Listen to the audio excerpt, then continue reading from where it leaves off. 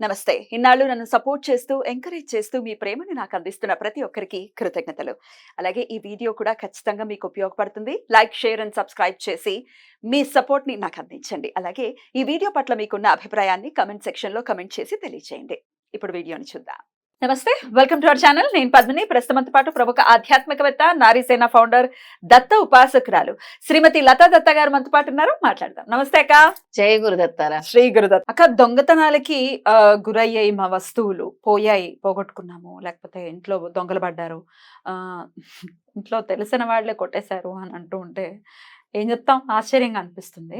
కానీ ఆశ్చర్యం అనిపించిన అవి నిజాలే. ఇంట్లో దొంగని ఈశ్వరుడు కూడా పట్టుకోలేడని కూడా అంటూ మన పక్కనే ఉంటారు ఒకసారి దొంగలు. మన పక్కనే ఉంటారు. కానీ చెడు ఎప్పటికైనా బయటపడాల్సిందే కదా.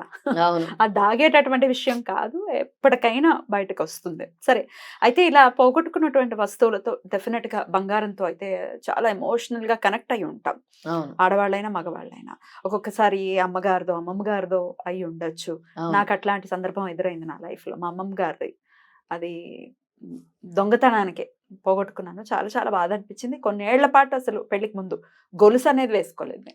ఆ గొలుసు పోయి అమ్మమ్మ గారు ఇచ్చిందా? మా అమ్మమ్మ గారి చెవులవి ఆ గొలుసులో ఉన్నాయి.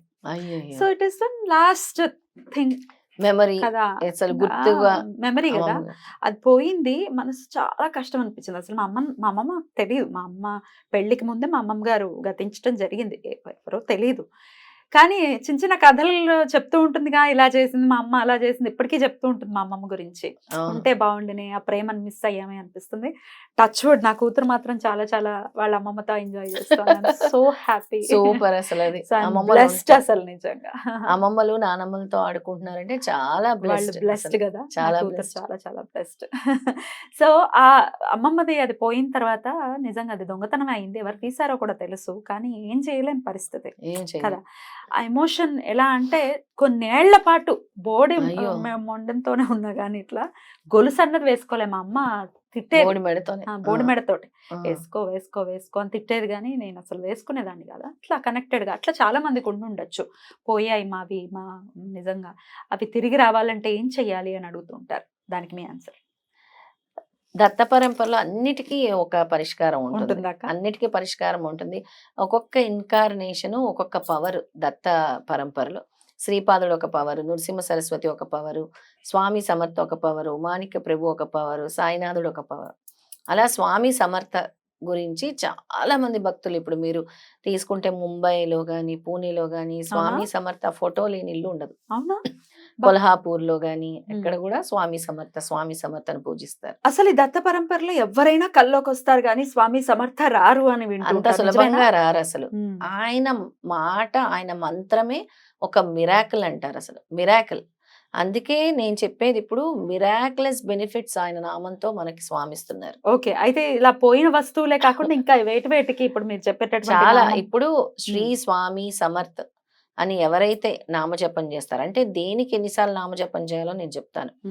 మనకి ఏదైతే బంగారాలు పోయిన థెఫ్ట్ వస్తువులు దొంగతనానికి గురైనవి, అవి వెహికల్స్ కూడా అప్పుడప్పుడు పార్క్ చేసిన వెహికల్స్ దొబ్బేస్తుంటారు. వాటికైనా కూడా, ఎటువంటి దొంగతనాలకైనా కూడా, అలాగే డెప్స్ అప్పులు తీర్చడానికి, అలాగే విదేశాలు వెళ్ళటానికి వీసాలు అవ్వచ్చు, ఇమిగ్రేషన్ అవ్వచ్చు, వాళ్ళకి అక్కడ వీసా స్టేటస్ ప్రాబ్లం అవ్వచ్చు, దేశ విదేశాల్లో ఉండే నడుస్తుంది కూడా, H1 నడుస్తూ ఉంది, దానికి అవ్వచ్చు, అన్నిటికీ. అలాగే స్పిరిచువల్ ప్రోగ్రెస్ లో ముందుకెళ్లాలనుకునే వాళ్ళు, అలాగే ఒక గుడ్ డీడ్, ఒక మంచి కార్యక్రమం నేను చెయ్యాలి, దాంట్లో సక్సెస్ అవ్వాలి, నాకు ఇది జరగాలి అనుకునే వాళ్ళు కూడా ఈ శ్రీ స్వామి సమర్థ నామాన్ని పఠించాలి.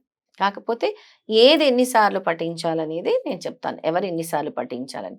ముఖ్యంగా మనం మాల 108 బీడ్స్ చేస్తాం. ఏంటి ఓసి ఇంతే నా నామం కాదు, ఆ నామం పలకాలన్నా ఆయన పర్మిషన్ ఇవ్వాలి. ఆయన అంత కోపం ఆయనకి. స్వామి సమర్థ నీకు కూడా తెలుసు కదరా, అకల్కోట్ స్వామి. ఆయనే స్వామి సమర్థ. ఓ, అయితే నేను అకల్కోట్ స్వామిగానే నాకు గుర్తు, ఆయనే స్వామి సమర్థ.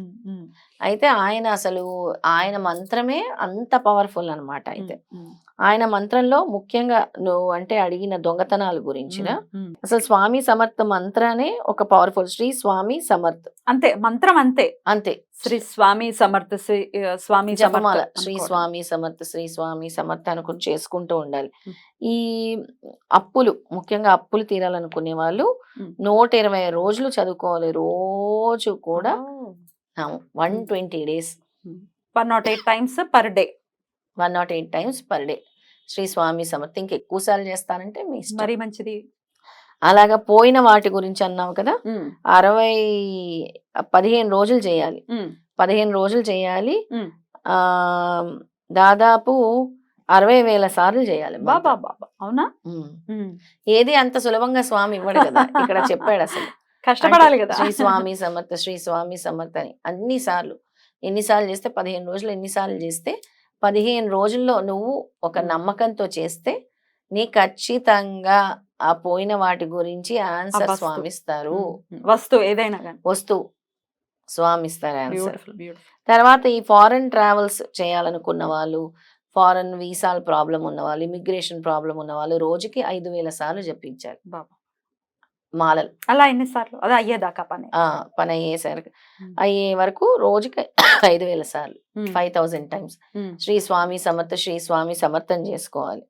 అలాగే ఇప్పుడు ఫ్రెండ్స్ దగ్గర వాళ్ళ బెనిఫిట్స్ కోసము, ఫ్రెండ్స్కి అంటే మాకు ఏదైనా జరగాలనుకునే వాళ్ళు సులభంగా 11 సార్లు మాల చేయాలి. 108ది అంటే ఏదైనా నా ఫ్రెండ్స్ నాకు కలవాలన్నా అనుకుంటాం కదా, అయ్యో నా చిన్నప్పుడు ఫ్రెండ్ కలిస్తే బాగుంటుంది, ఒక్కొక్కసారి మనస్పర్ధలు వచ్చి విడిపోతూ ఉంటారు. ఆ ఫ్రెండ్స్ కలిస్తే బాగుంటుంది అనుకునే వాళ్ళు ఈ 108 మనం జపమాల చేసేది 11 టైమ్స్ చేయాలి. అంటే 1008 టైమ్స్ చేయాలి. అలాగే మంచి పనులు చేస్తున్నాము, మేము మంచిది సాధించాలనుకుంటున్నాము, అలాగే మాకు ఒక మెంటల్ పీస్ కావాలి, గుడ్ డీడ్స్ చేస్తున్నాం, ఒక మంచి కార్యక్రమం ఏదో అక్కడ ఒక ఆధ్యాత్మిక కార్యక్రమం చేయబోతున్నాము, లేదా అది సఫలీకృతం అవ్వాలి, లేదా నలుగురికి మంచి జరగబోయే కార్యక్రమం చేస్తున్నాము, అది సక్సెస్ అవ్వాలి అంటే 33 మాలలు చేయాలి. ఇదే శ్రీ స్వామి సమర్థ, శ్రీ స్వామి సమర్థ, శ్రీ స్వామి సమర్థ అదే మంత్రం, ఇంకేమీ లేదు. శ్రీ స్వామి సమర్థ, శ్రీ స్వామి సమర్థ అంతే. అసలే నాకు అనిపిస్తుంది వీడియో వినటం కూడా ఆయన పర్మిషన్ ఉంటేనే వింటారేమో అని అనిపిస్తుంది కదా. అంటే ఆయన చూడటానికే మనకి పర్మిషన్ ఉండాలి అని అనుకుంటే, మరి వినాలి, ఆయన మహత్యం తెలుసుకోవాలి అంటే కూడా ఆయన పర్మిషన్ ఉండాలి కదా. అవును, చాలా పర్మిషన్ ఉండాలి, చాలా పర్మిషన్ ఉండాలి. ఇందులో ఏం చెప్తున్నారంటే సీరియస్ హెల్త్ ఇష్యూస్ ఉన్నా కూడా స్వామి ఈ మాలలు చేస్తే మనకు అవుతుంది. సీరియస్ హెల్త్ ఇష్యూస్, అలాగే ఆస్ట్రాలజికల్ గ్రహ ప్రభావాలు తొలగాలన్నా కూడా ఈ మంత్రాన్ని జపించుకోవచ్చు అని చెప్తున్నారు. ఎన్నిసార్లు? మన గాయత్రి మంత్రం ఎంత పవర్ఫుల్లో అంతే పవర్ఫుల్ ఈ మంత్రం అని కూడా చెప్తున్నారు. అంటే మనం ఎంత ఎక్కువ సార్లు ఈ జపమాల చేస్తే అంత దగ్గరగా భగవంతుడికి అవుతామని చెప్తున్నారు అనమాట ఇందులో. చాలా అద్భుతమైనటువంటి విషయం ఇది మాత్రం. చాలా సులువుగా చేసుకోవచ్చు ఈ మంత్రాన్ని కదా, చాలా సులువుగా చేసుకోవచ్చు. అందుకే చూడు పద్మిని, చాలా మంది అక్కలకోటకి వెళ్ళాలన్నా ఆయన పర్మిషన్ కావాలి. అవునవును, అంత ఈజీగా రాదు కదా అక్కలకోట. శ్రీ స్వామి సమర్థ, అందుకే దిగంబర స్వామి సమర్థ దిగంబర నామం కూడా ఉంది. చేసుకోవచ్చు, చేస్తాం అన్ని. ఇప్పుడు దత్త పరంపరలో అందరు భగవంతుల్ని అంటే అన్ని పరంపరల్ని అక్కలకోట సమర్థ స్వామి, 3rd incarnation. అద్భుతం అక్క, చాలా బ్యూటిఫుల్ విషయం తెలియజేశారు. Thank you so very much. నమస్తే. జై గురుదత్త. శ్రీ గురుదత్త.